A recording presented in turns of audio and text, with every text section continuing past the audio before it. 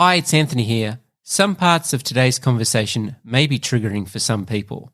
If you need help, no matter where you are in the world, search LGBTI Helpline. And remember, it does get better.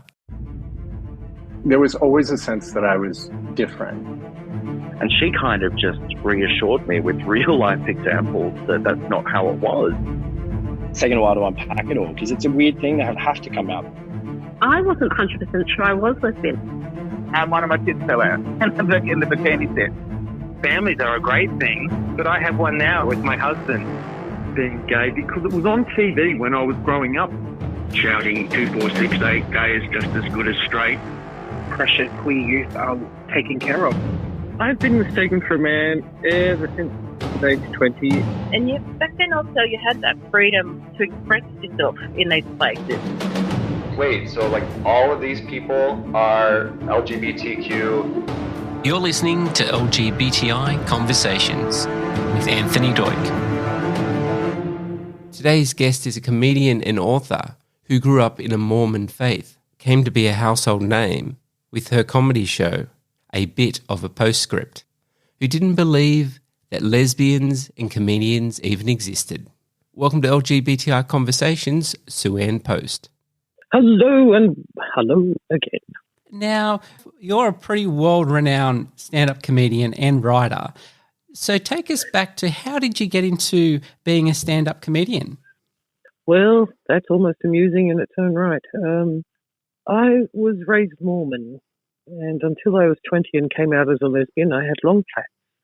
But I was a big Bette Midler fan, and I memorized all the Sophie Tucker jokes.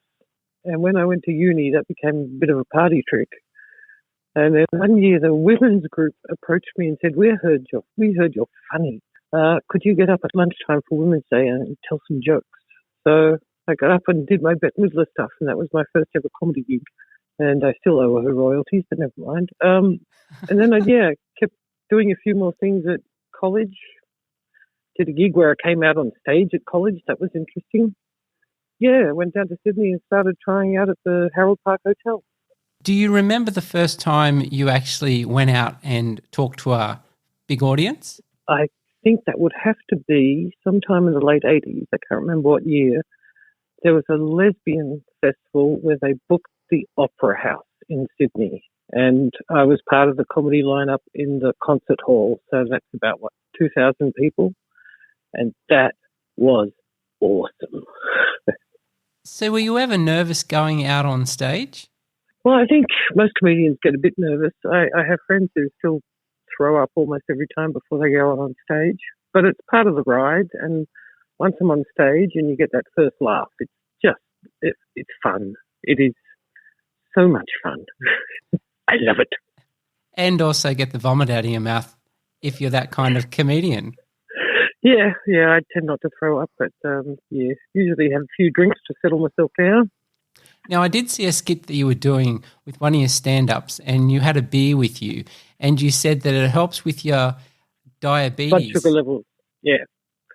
That took a bit of experimenting. I got diagnosed in 2000 and use a lot of energy on stage. And I'd try and eat before, but I never liked eating before a gig. And you can't really eat while you're on stage. So then it was sipping liquids. And like juice is too sugary, but beer was the sweet spot.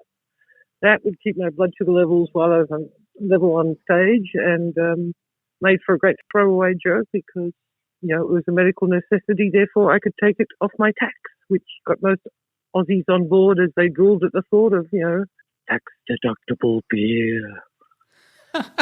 And I actually thought that was just a bit of a skit that you were doing, but it's actually true. Oh, yeah. See, that's the thing. People think comedians lie about everything, but the fact is, often we're just telling the truth as we see it in our own weird way. And, people have thought, I couldn't have really been a Mormon growing up. And in the early days in Sydney, people didn't even really believe I was a woman. That didn't help. The very first gig I did in the open mic section at the Harold Park Hotel, Mandy Salomon was hosting. And before the gig, I was wandering around nervously. She spotted me and went, "Open mic section, how did you go?" And okay, what's your name? Don't worry, I'll give you a big lead in. It'll be great. Don't you worry. Got up on stage and went, well, we've only got one bloke in the open mic section tonight, so would you please welcome Shane Post? First gig, I had to get up and go, actually, I'm a woman, but people weren't terribly convinced. Oh, how would you feel being that person that introduced you? That would be like quite awkward.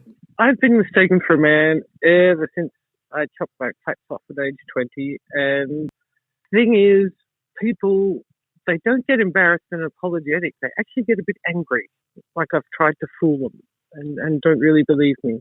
Well, two most awkward stories in that department. I went here where I live in the Dandenongs to go to the police station to get a stat dec signed, and the new female officer behind the desk absolutely point blank refused to believe I was a woman, and I had to show her 2 forms of photo ID before she would believe me. But the worst time was coming back from the Edinburgh Festival. We stopped over in Singapore. I went into the women's toilet, heard all this kerfuffle. When I opened the cubicle door, there were 2 armed security guards with machine guns ready to arrest me. Wow. Yes, it was a tad awkward. I just kept going, I'm Dutch, I'm just big in Indonesia. So they got that. They went, oh, Dutch, oh, okay, you can go. Well, in all fairness, you are 6 foot, so you are a pretty tall lady. Yep, and quite with a bit of a blokey build. I've got 5 brothers and 1 sister, and my mother's womb make me more blokey than I probably should have been. What can you do? Well, you'd be very popular in the lesbian circles, I do say. Don't know about that. I'd say most have never heard of me. There's a lot who really don't like me, and then there's a small amount that just love me a little bit too much. You got a good distribution there by the sounds of it. I'm pretty happy with how it's going. What can I say? Your big comedy show was your debut comedy show called A Little Bit of Postscript, which is a bit of a play on the surname there, I see. Very funny. Yeah, you should really think about titles that are going to follow you for the rest of the life instead of thinking of something 10 minutes before lodging the application. But never mind. It's a book now, so that's good. And also, I was going to say that you've also got the book with the same title, so you've kind of kept that trend going there. So that was international, wasn't it? So you toured this around everywhere. Yeah, well, I did 6 weeks in New Zealand, and I took, I guess, part of it to the Edinburgh Festival, but not the whole show because I was doing a double bill with, wait for it, Flacco. Oh, really? Yeah, we thought about calling the show Mr. and Mrs. Average Australia. Yes, they all look like us. Do come and visit. So that was a pretty big success for you touring that show around? Yeah, the reaction to that show, because it was basically my life story to that point, all about being a Mormon, coming out as a lesbian and an atheist, then disclosing the fact of being sexually abused by my stepfather. Man, I had so many people disclose to me after the show that they'd been abused as well, and I was often the first person they'd ever told. And for a while, I felt like I needed a trained counsellor in the foyer. It was very full on. I even had someone kneel down and kiss my feet, which I found a little bit odd and disturbing. But yeah, it made a bit of an impact, that show. I'm talking about this stuff 30 years ago when people didn't really. I suppose when you hear someone tell their story and you can relate, I suppose it's a bit like, I understand, I'm that person as well. So, well, it's sort of like back in the 80s, I didn't know anything about gays and lesbians, having been raised a woman, and I thought I was the only one in the world. And disclosing the sexual abuse, I'm the only one in the world. And when you realise that's not the case, it's much easier. Yeah, well, you've got people out there that have been through what you've been through, so you can relate, share stories and kind of heal together, I suppose. It also helps to actually talk about it. I read somewhere that you can keep secrets from yourself in a way if you never speak about it. But once you speak about it, all the different bits of your brain can hear, and you can sort of trying to weave those broken bits together again. And saying it, I used to imagine there was like an iceberg in my heart and little chunks were breaking off every time I told the story and it started disappearing. It's very healthy. Yeah, it sounds it. Now, we're going to talk about your Mormonness. I don't know. Is that even a word, a Mormonness? Can we just, make it a word if it's not? Because it sounds pretty good. You make up any word you like. I just love it. The whole time I was writing my books, every time I put in the word Mormon, spell check would suggest moron. I never bothered fixing it. So you just got moron all through your book. Yeah, well, in my head it was. But my whole family, we were all members of the Moron Church. We'd go every Sunday if we could find it because, we were morons. Now, you were born into it too, which is a bit different. Yeah, most people are converts, but my mother was converted in Brisbane just before I was born, so I was the first full and complete 100% Mormon child in the family. And what a disappointment I turned out to be. So tell me about you coming of age and knowing that you were different and you were probably a lesbian and also being within the church as well. That must have been a pretty kind of confusing time for you. Yeah, it was like I said, I didn't even realise lesbians existed. I knew vaguely about gay men from, abusive terms in the playground through the years. But then I went to college and like many people, I studied psychology, trying to figure out what was wrong with me. Good start. How to fake the test if anyone ever called me insane. And discovered, in my abnormal psychology textbook, lesbianism. And I was like, oh my God, that explains everything. And then there was a year of struggling with it, not wanting to believe it, and getting on my knees and pray to God and all that crap until at the end I went, no, he's not there and I am. And then I started telling people. Within the church? No, started with friends, actually workmates first, then friends, then got to my family just to, see how it all went. And with my mother, I used the two-punch. I actually told her I was an atheist first, which really upset her. And they said, oh, by the way, I'm a lesbian too. I recommend the two-punch. They don't know what to react to first.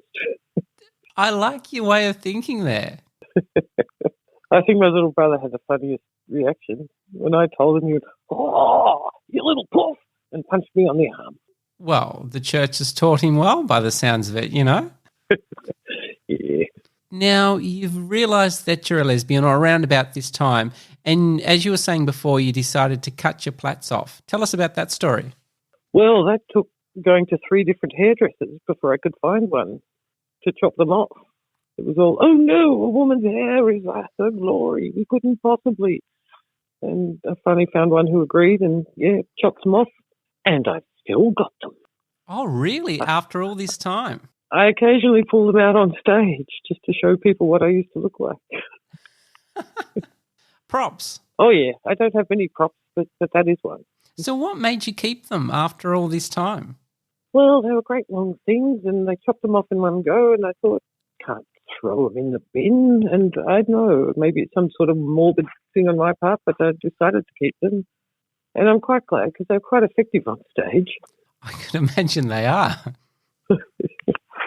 Was the long hair kind of part of the Mormon kind of faith? Was that something that they wanted the children or the girls or the ladies to have? Is that, do you think, why you kind of maybe chopped them off when you said I'm free? Oh, yeah. I went from Mormon to lesbian in one snip of the scissors. Because, they're quite, it's like the 1950s. You have to wear dresses or skirts below the knee, have to have your arms covered, long hair preferred.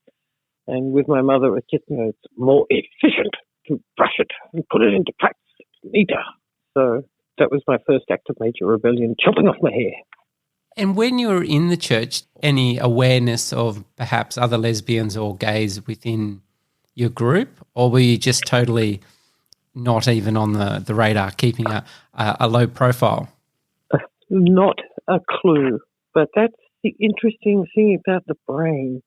When things happened, it was like my brain went out, and we'll grab that memory and put it aside. You don't need to know about that later. But when I was later on looking back, I went, oh, my God. There was one young man who, for some reason, his mother started coming to our branch of the church, even though they lived far away, and her son came with her. his mother and my mother kept throwing us together. And I look back and realize, oh my God, he was gay as camp as a row of tents. They tried to throw these two little ugly ducklings together and produce the perfect swan of marriage, but it failed dismally. Looking back, there were various gay people and things happening through my childhood and adolescence that I just did not recognise until much later. Yeah, it's funny. I suppose you don't know what you don't know, and you just go through life. You don't really consciously look around and start understanding what's going on until you kind of look back, and then you go, oh, wait a minute. That would explain a few things. That would explain a lot. And what happened to this fabulous boyfriend of yours? Did he ever get out? Or? I don't know. We were never actually boyfriend and girlfriend because it was a non-starter. You know, for one, he was a foot shorter than me. That'll always do it. That'll do it every time. But his mother actually taught acting to children, and he pursued a career in acting and actually had a scene on The Young and the Restless or something, one of those shows back in the late 70s. Don't know what happened after that. I wouldn't be surprised if he escaped as well. Well, it's ironic that his mother taught acting because, you know, just act your way through life. It'll be okay, son. Oh, yes. Put on a nice face for the people. We'll find you another 6-foot lesbian to date. Oh, God help him if they did. I don't know how many of them would be out there. Pretty unique height. Yeah, I've met a couple, but not many. Now, you also appeared on the legendary Kath and Kim. Tell us about that. Kath and Kim, that was awesome. I was meant to be a St. John's ambulance person. I was in the scene for about 15 seconds, but everyone thought I was a security guard. But they were just so good to work with. It was one of the best fun days I've had filming, and they cut everyone in for a portion of royalties, which meant that right up until, 2 weeks ago, I got another small royalty check from Kath and Kim for one day's work.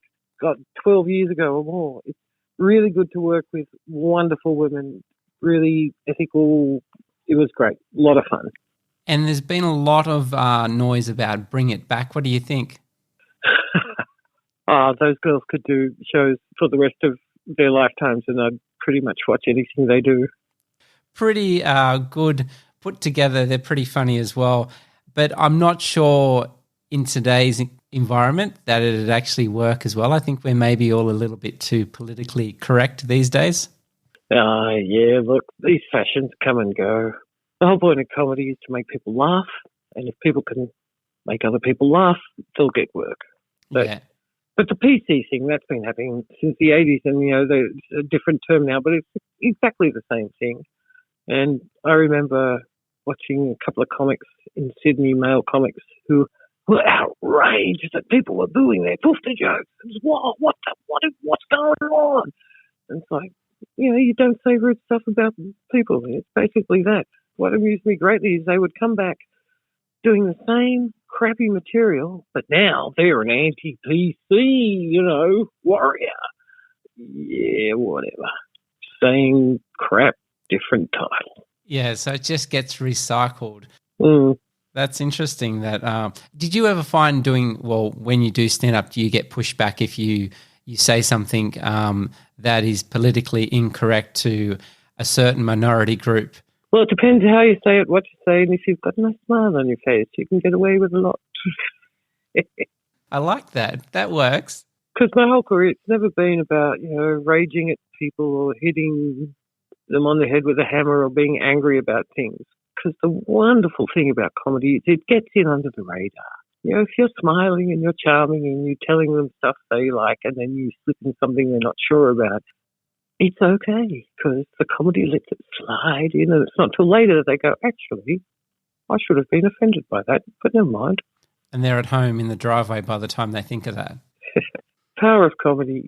There was one night early on in my years here in Melbourne that was just extraordinary. Upstairs at the Last Laugh, it was an all-women comedy night. And I was on late at the piece, and I turned up halfway through the show and discovered that the room was incredibly tense. because there was a big bucks party on one side of the room and a bunch of lesbians on the other side of the room. And they'd been trading barbs all night. The woman who was on before me went the buck big time. Some of the most insulting stuff I've ever heard. Ended up throwing her drink over them and leaving the stage. And I had to come on and explain that I was a lesbian. Oh. And the bucks started up, and I just went, "Oh, guys, look, I'm not good with heckling, so could you shut up?" And they did, and they listened. And I got to the bit about being mistaken for a man, and the audience is laughing, and one of the bucks stood up and went, "Don't laugh. She's nice." And by the end of the night, I had a jug of beer bought for me by the bucks in one hand. I had a joint from the lesbians, and I'm just going, I do not understand this country, but I fucking love it. Best night ever. Awesome. Well, when you think of other comedians, which ones do you think inspire you to be like, you know, you like how they do their sets? I didn't even really know stand-up comedy existed again until I was in my 20s. And I didn't watch much Australian comedy because I wasn't allowed to. My two comedy mothers are actually Bette Midler and Whoopi Goldberg. Bette Midler because I stole my first material from her. And I just love her sass. And Whoopi Goldberg, that very first video of her doing 5 different characters, and one of the characters is a young girl who gives herself an abortion in a beachside toilet. And I was watching her and I thought, if you can do comedy about that, I can talk about what happened to me on stage. She was my big permission giver, and her stagecraft was amazing. But then when I actually got to doing stuff on stage, there are so many comics I love and admire. Jane Turner. Man, I think she and Denise Scott are two of the funniest women ever. It's interesting that you said Bette Midler and Whoopi Goldberg because they're kind of old school, aren't they, compared to how many there are TikTok or Instagram or, you know, Facebook. It seems like there's a comedian on every second post, and there's so many of them out there. And I suppose to get noticed these days is probably so easy, where back in your day it was probably pretty rare to actually get out there and actually make a living out of it. Oh, yeah. And it's still almost impossible to make a living just from stand-up alone. It has not changed at all in 30 years. I used to get $150 for a pub gig back in the 80s, and now I'm lucky to get 100 if I do a pub. But also all this Instagram stuff, I would just like to put on the record now that bloggers are not journalists. People on TikTok are not comedians. You do not have 500 friends, and your children are not special. Thank you very much. When it comes down to it, you are not a comedian unless you have performed on stage in a room full of strangers and made them laugh. The comedy scene back in the 80s was so blokey. There were so few women at all that were doing stand-up. But in a way, it's sort of a self-authorizing profession. There's no school you have to go. You don't need a diploma or a certificate. If you can make people laugh, you're in. And however weird the blokes were about me starting out in Sydney, when I came down here to Melbourne, it was just like, you make them laugh, you're one of us. The difference between Sydney and Melbourne. And Melbourne to me has always felt like more of a comedy town than Sydney. And, oh, yeah. And as you were saying that, did you find that? Yeah, Sydney was, the rooms were bear pits, absolute bear pits. You had to be good with hecklers, although I must confess I've never been heckled much during my career, because right from the start, I think people were confused going, what the fuck is this? They said it was a woman, and now I'm not sure. And I frankly scared. I think most blokes into not heckling me, but it's all good. I'm very good. Being 6 foot tall is enough to shut anyone up. The one time I did get a heckle was quite spectacular. I used to do a comedy venue down here in Melbourne called the Cheese Shop, and every year we'd do a Christmas special, which got booked out and packed the place, and we had like 20 comedians. I remember once we did a Mary and Jesus Christmas special scene where Mickey Malloy was the baby Jesus and I was Mary, and I carried him on stage in my arms. On stage, I was doing my bit and I was talking about how my flatmate had nicknamed my size Moby and Tundra, because those things were vast white expanses. And the audience laughed. And then this guy hears out, and what do you call your front bottom? And I just thought, it was like, oh my God, someone tickled me. What do I do? What do I do? And the whole audience is holding their breath, going, someone tickled Sue. What you going to do? Ah! And I was like, okay, brain ticked over. And I finally, looked at him and said, what do you call your front bottom? I just looked and went, no man's land. And the roof of the venue almost went off. It was huge, one of the biggest laughs I've ever got. And I think that's the thing too with hecklers. You've got to be able to throw comedy back at them, but also not in a way that is you being pissed off at them.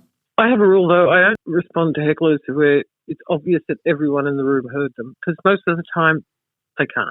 You just ignore them. And if you're really good, eventually the people around them will shush them up, tell them to fuck off. You don't have to do it. Because, when you're on stage, you have the power, you have the mic, and you don't give it away to some idiot who thinks they're funnier than you. Don't let them, I say. They're not getting paid the $150 an hour. Stay away. Yeah, riches, mate. Do comedy. You'll be rolling in it. That takes me on to my next question. Now, I do believe at some stage in your illustrious career, you became a wood chopper for a guy named Blue. Now, that's pretty Australian. Yeah, Blue, they had a wood lot down on Hoddle Street, for city folk, and they needed someone to help split wood.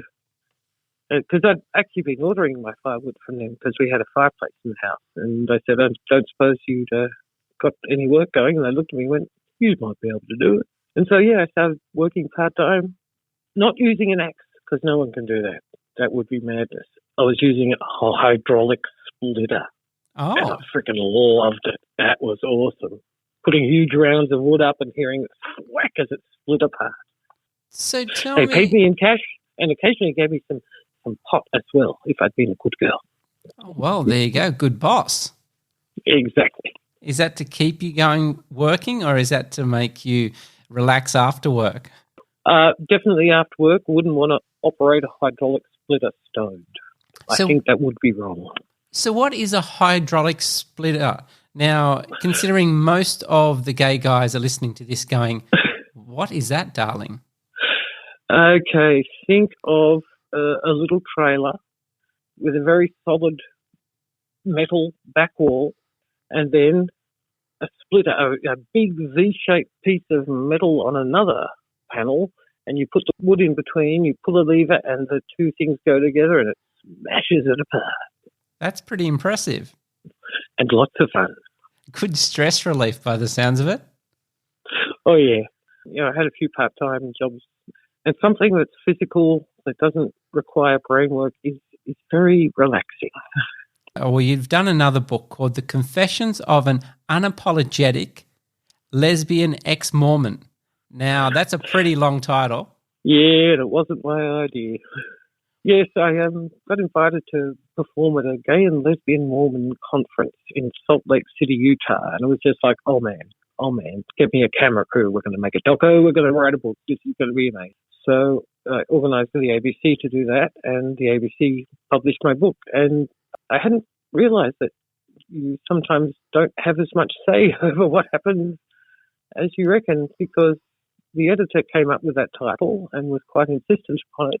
But even though I said, look, if you put lesbian in the title, no one's going to buy it except lesbians. It's just the way it works. But, yes. So every lesbian in Australia has a copy of that book by now? Probably not, but a few will. I think there's a few floating around in libraries as well.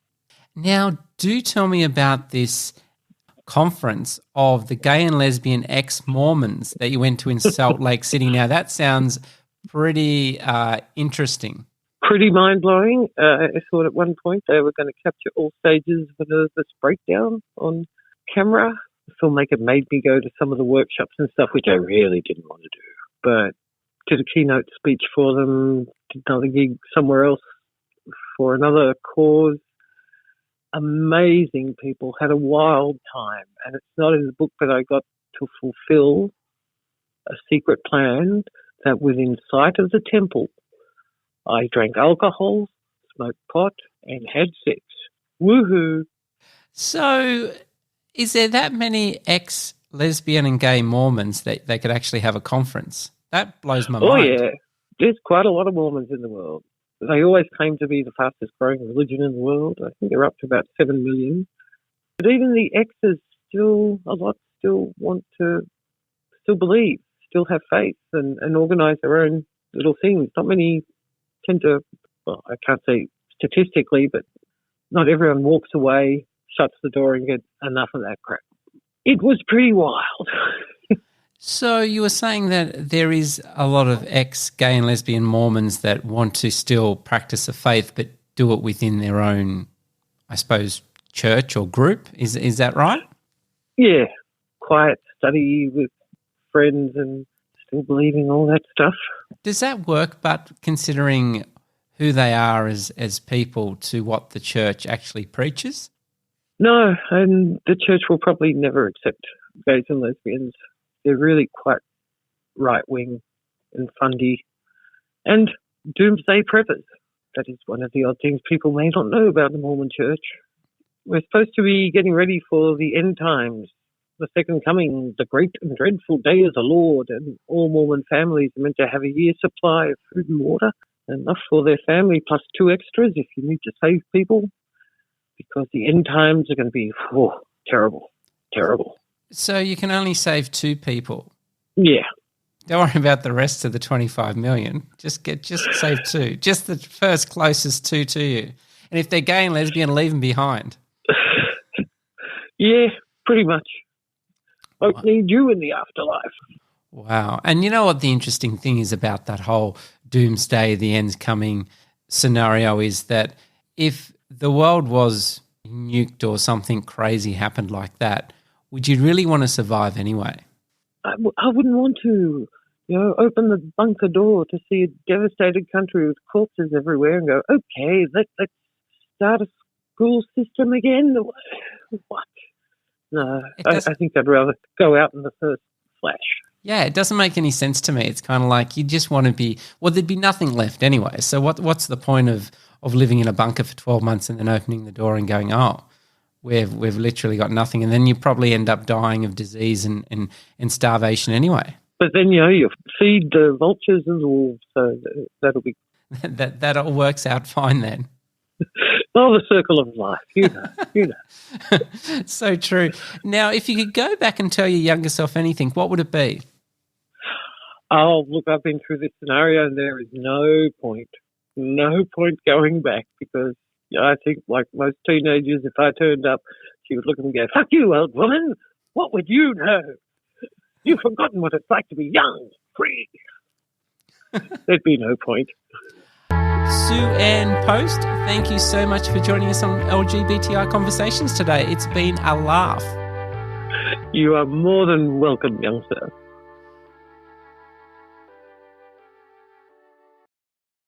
If you love listening to LGBTI Conversations, make sure to follow.